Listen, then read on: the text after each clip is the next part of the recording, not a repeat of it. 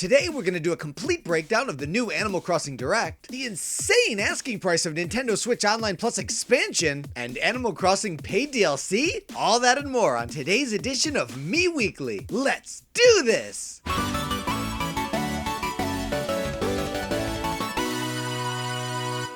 Hey everybody, welcome to another edition of Mii Weekly, this time for Friday, October 15th, 2021. I'm Hero TJ with Nintendo Wire, coming to you from Taipei, Taiwan. Thank you for joining me. So how about that Animal Crossing Direct? Did Nintendo bring the tools to reignite this passionate community, or did they get mired in a pitfall? Let's dig into all that shiny new Animal Crossing info and take a look at what we can look forward to come November. There's a lot of news to unpack here, and depending on what type of Animal Crossing player you are, there could be quite a bit to get excited about. First of all, everything announced today is dropping on November 5th, so we don't really have to wait that long. As was teased in the last Nintendo Direct, Brewster's Cafe is a real thing. The Roost is coming to Animal Crossing as part of the museum, so you can of course sit down, have a cup of coffee, and you can even invite your friends with amiibo cards. That's pretty cool, I guess. And at long last, my Animal Crossing partner in crime, Cap'n, makes his triumphant return. Oh, how I've missed those salty sea shanties.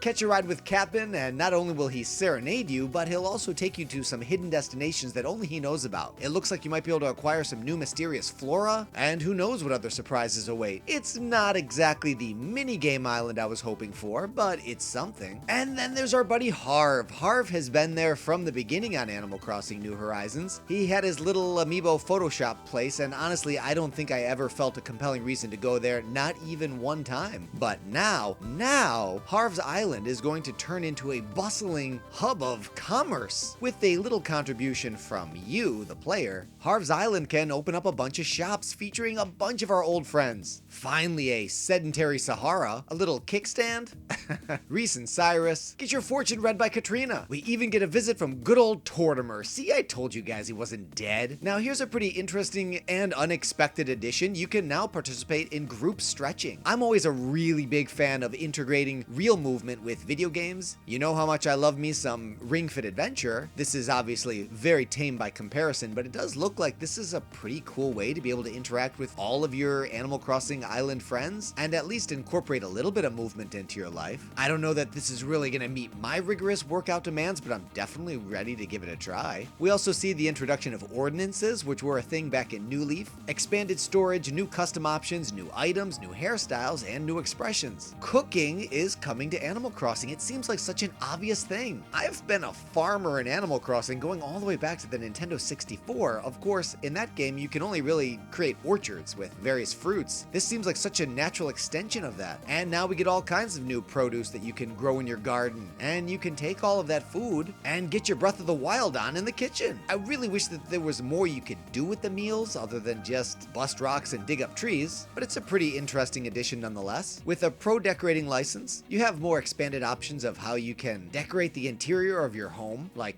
chandeliers and stuff. And thank goodness, the island can now have more bridges and inclines. When I first started laying those bridges and inclines, I didn't know that there was a limit, and if I did, I would have designed my island a lot differently. But because they're so expensive and difficult to move, I left them where they were, so I'm glad that I have the option to add a few more. But then they announced the new ladder setup kit. This got me really pumped because I hate having to carry around a ladder with me all the time just to get to the next level of my island. It actually made me not want to make additional levels to my island. I'm probably just going to make an island completely scattered with these ladders. It can pretty much just be called Ladder Scatter Island. So this is a very welcome addition if you ask me. Did you ever want to play Animal Crossing New Horizons in first person mode? Well, you kinda can with the Pro Camera. Pro Camera mode allows you to achieve a different perspective for those of you with a photographic eye, but if you're inclined to be the subject of the photo, you can just set it up on a tripod and pop yourself right in. Gyroids have been a part of Animal Crossing going back as far as I can remember, and it looks like they're finally making their way to Animal Crossing New Horizons. I have to say I've never really understood or appreciated gyroids at all. Anytime I dug one up, I was actually kind of disappointed.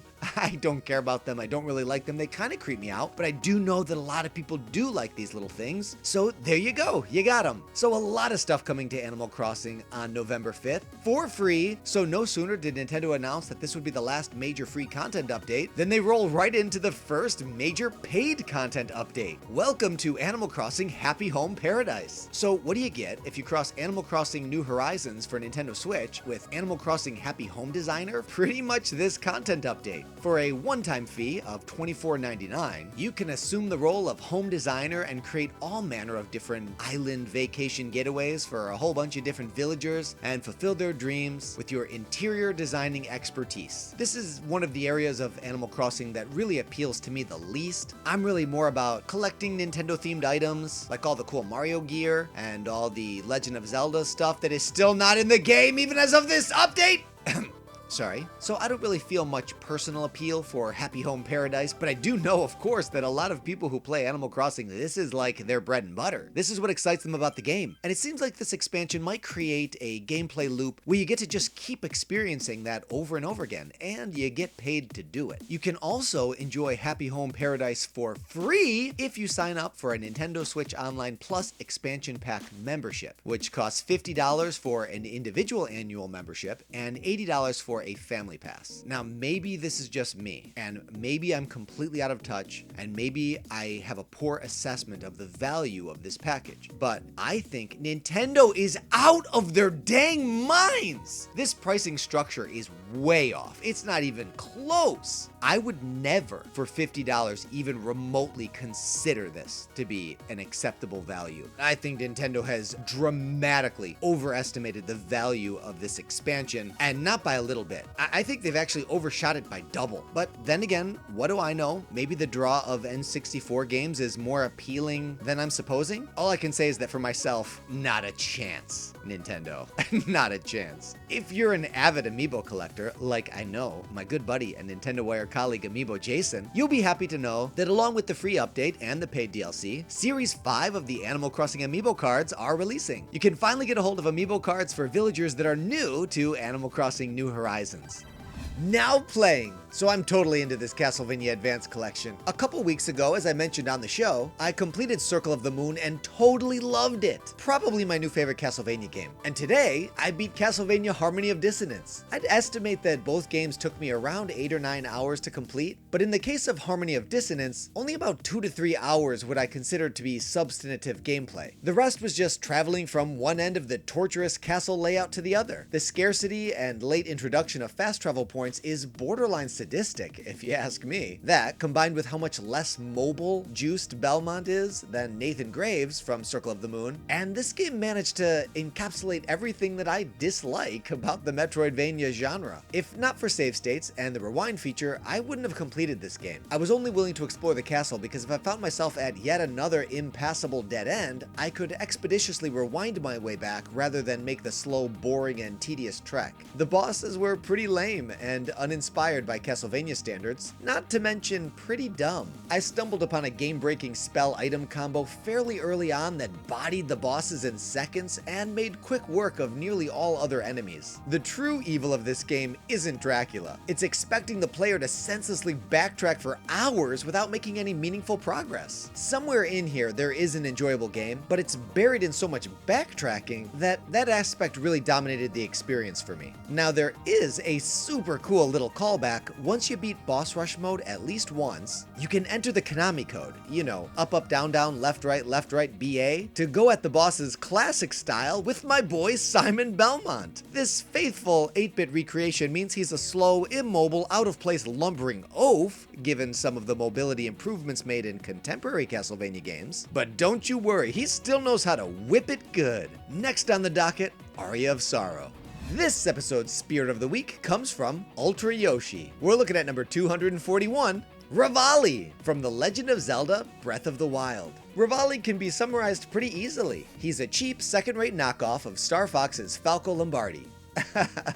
Just kidding. But you can't deny a striking resemblance. Revali is the confident and self-assured champion of the Rito, 100 years before the time of Breath of the Wild, meeting his fateful end at the hands of Windblight Ganon. As a highly skilled warrior and marksman with the power of flight, he saw himself as Link's superior, even suggesting he should be the one to take on Calamity Ganon. Revali accepted command of Divine Beast Vamedo at the request of Princess Zelda to aid in the struggle, but when the effort proved in vain, Revali would posthumously grant Link his unique ability to generate an updraft, an extremely useful technique that would become known as Revali's Gale. In Hyrule Warriors Age of Calamity, players can take to the skies as Revali himself, where it's clear his preening and posturing is more than just for show. Should you equip the Revali Spirit in Super Smash Bros. Ultimate, he'll bolster your bows and bullets with shooting attack up. You can acquire the Revali Spirit in a World of Light battle, on the Spirit Board, in a Vault Shop, or you can scan a Revali amiibo. Thanks to UltraYoshi for the suggestion. If there's a spirit you'd like to see as the Spirit of the Week, please be sure to let me know in the comment section below, and if yours is selected, you'll be recognized in the episode with an on-screen credit, just like our persistent dinosaur, UltraYoshi. Now it's time to sound off! In the wake of the new Animal Crossing Direct, there's countless hours awaiting new adopters of the game, but for those of you who've been playing it for a while, I'm curious about how this Direct landed. So my question for you is, did this Animal Crossing Direct provide the updates to entice you back to the game? You already know what I think about it, so let me know your thoughts in the comments section below. And that's a wrap on another edition of Mii Weekly. By this time next week, we will have had a chance to be able to take Sora for a spin in Super Smash Bros. Ultimate, so be sure to come back here again next Friday for some initial thoughts and impressions, as well as whatever other Nintendo news breaks throughout the week. Until then, I hope you have a super awesome, amazing week, because you know what? I got a feeling you deserve it. This is Hero TJ signing out. Thanks for playing.